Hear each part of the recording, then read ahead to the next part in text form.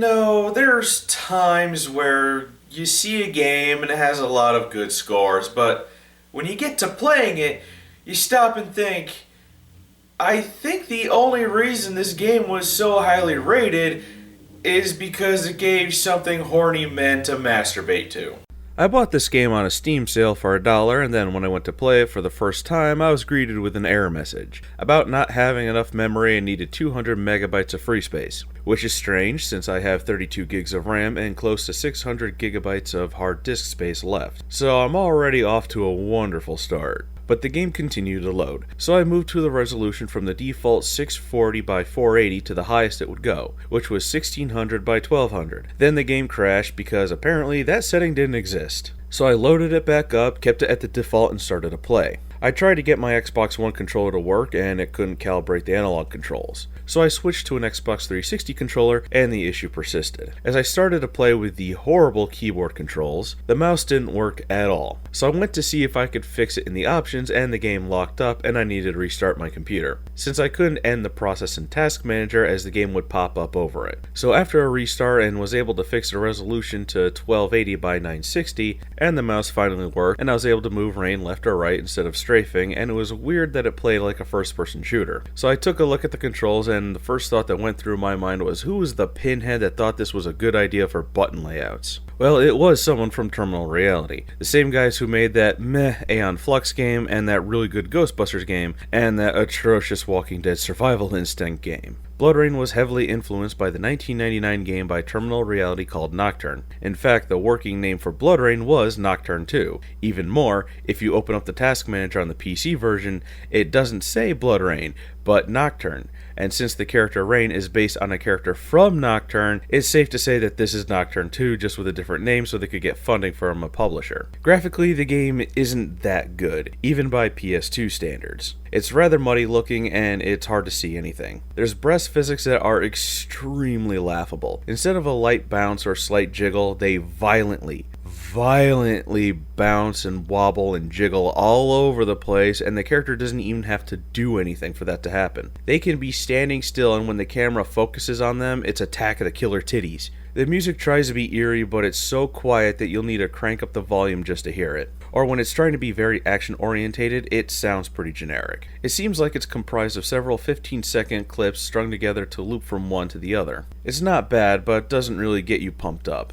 The voice acting is horrendous. I skipped the cutscenes just so I wouldn't have to listen to the emotionless droning of the characters do, and you can't take anything serious because of the rubber tit effects. Which makes no sense at all since the characters are wearing clothes that would restrict booby jiggling. When you look at Rain and how her tits just jiggle like crazy all the time, I can only think that the people reviewing this were going, yep, saving that to the wank bank. When I finally got into playing the game after downloading the PlayStation 2 version off the PlayStation Network, my first thought was, I immediately regret this decision. The controls are so terrible. It controls like a first-person shooter instead of a third-person action game. On PC, the controls work better, but the button layout is still stupid, and for a controller, the button layout is just as dumb. You could jump with X, use a scorpion for Mortal Kombat get over here move with square, and it'll also let you feed on enemies to drain their blood and replenish your health. Unfeedable enemies are just kicked. You can activate Blood Rage with a triangle and do a 180 with a circle. How do you attack? Well, you need to hit L1 for a slash kick combo, or use R1 to fire guns, and you cycle through guns with L2 and R2. Rain has a few types of visions that you select with a D-pad. Aura will allow her to see where her next objective is and it's marked with a blue sphere, but that blue sphere also appears on the heads-up display where it shows which vision you're using, so it's kinda useless. You get time dilation, which makes everything move in slow motion. Rain moves slowly as well, but not as slow as the enemies.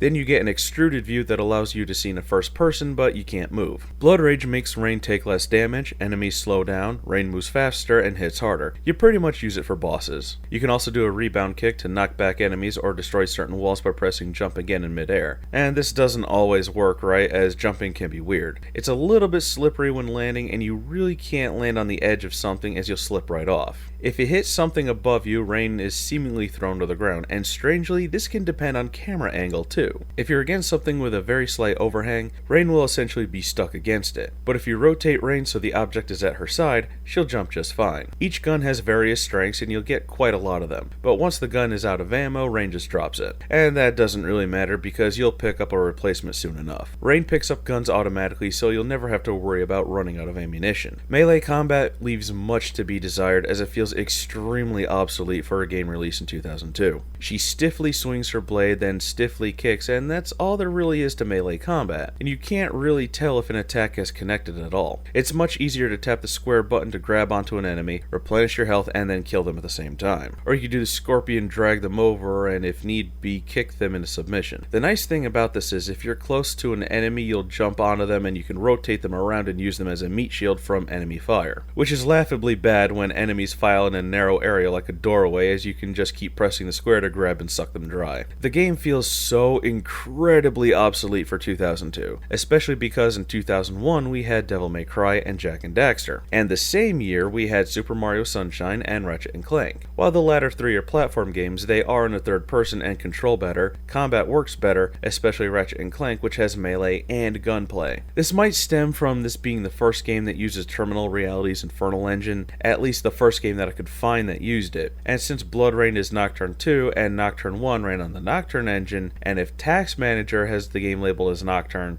it's possible that Bloodrayne ran on the Nocturne engine, which was later renamed to the Infernal engine after some improvement shortly after. When I played the PC version, it felt like a really old PC game, like from the mid to late 90s, which is why the console version feels even more obsolete. I really didn't pay attention to the story. It's pretty much Nazis are evil, kill them.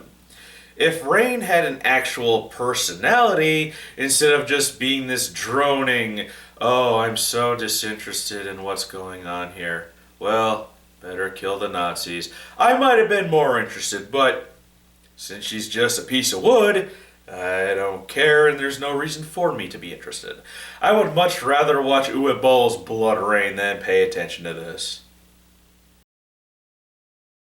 The game is broken into 3 acts. You start in Louisiana to investigate a disease that broke out, which looks like the head crabs from Half-Life on steroids. Then in the second act, you go to Argentina to stop Nazis from getting an artifact and kill GG officers. And finally, you go to Germany to kill more GG officers in the third act. It's rather simplistic, but the terrible acting will probably have you skipping most of the cutscenes like I did. Rhine sounds so incredibly disinterested in what she's doing or for whatever's going on. At one point, her friend is eaten by a monster in the beginning, and Rhine shows no care or concern, but more like, here we go again type of tone. Once you get acclimated to the controls, treating it like a first-person shooter instead of a third-person action game, it's rather easy. The chain grab was my main method of attack, but I would switch to guns when there was a lot of enemies that had guns. Ammo be damned, since I would just pick up everything that the enemies would drop, and there's not really much enemy variation. The first act has mutants that shoot, and head crabs on steroids. The second has Nazis, GGG Nazis that can block, and an enemy called a Damite, which are snake-like things and are easily killed. And when they're possessing Nazis, you would just treat them like any other enemy, and then there's demon tentacles, of which I never saw. The third act has Nazis and GGG members like the second act, but there's also jetpack Nazis and vampire bats and actual vampires. The level design is kinda Metroidvania-like. The areas are kinda maze-like, and at times there's some backtracking. Not much, but some areas have a central location that you'll find yourself going back to go to a different area.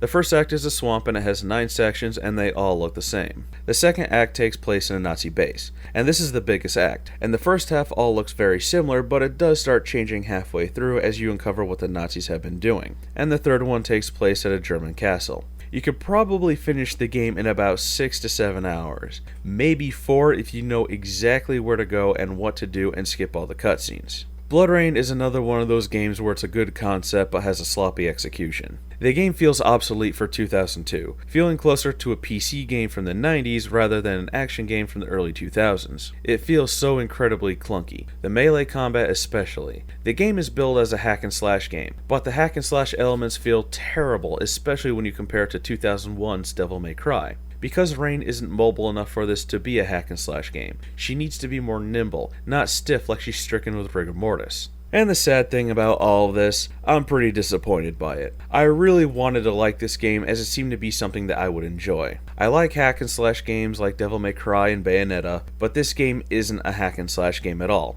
It's a first-person shooter in the third person with auto-aim, making the game a cakewalk. I rarely died in this game, because there's an endless supply of Nazis to drink from, and loads of weapons to grab when there's more than a handful of enemies on screen. Not to mention that the game is rather exploitable, as you can get enemies to bunch up together in narrow areas and just drain them of blood one by one. I've even popped through walls a few times by using the harpoon attack, and I could forgive all of this, all of it, if the game wasn't so damn boring. I found myself getting drowsy from extended play sessions, and at the 5-hour mark, which is about 2/3 the way in, I just sat there looking at the save game screen, just going, no, no, no, I don't want to, no. There's no thinking involved. It's either shoot or suck blood, which are really the only options you have other than the janky melee combat. And when you're not doing that, you're just wandering around a maze looking for the next target or the way out. It repeats itself. The level known as Deep had me looking for explosives and a detonator, and the explosives were in a supply room and the detonator on an officer. But then, the very next level deeper, it was the same goal. Find explosives, find the detonator on an officer, blow up a wall, then proceed to the next area. Really? You couldn't think of anything else.